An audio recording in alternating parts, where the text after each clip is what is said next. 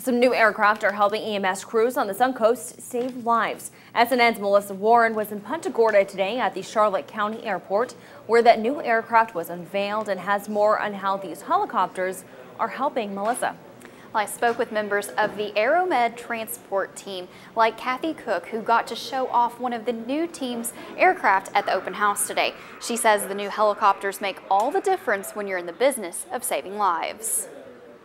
What we really try to do is work as a team with EMS or those sending facilities, because it's always a team effort that promotes the best patient outcome possible. And that's truly our goal. It was almost like a reunion today for many of the patients with success stories who came back here to Station 7 to see those from Aeromed who in some cases helped save their lives. Dealing with emergencies daily, Cook says the team has to be prepared for almost any situation. Depending on the base and where we respond, our goal is always to take the patient to the closest, most appropriate facility based on that facility's capability. And these helicopters are fast, with the ability to travel up to 130 knots, making a difference when time is everything.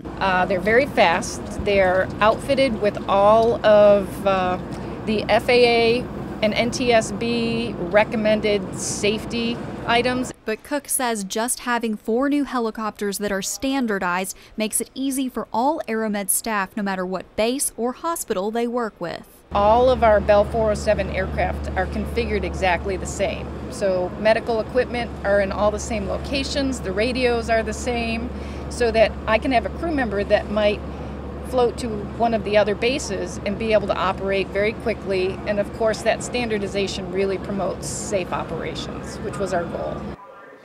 And the helicopter they had on display at that open house was actually a backup aircraft. The one they typically use was, of course, on standby in case it was needed for an emergency. So they're already using these helicopters. Do you know about how long that they've actually had them? Well, they actually had to train to use them for a few months, but they did begin putting them in the air in January.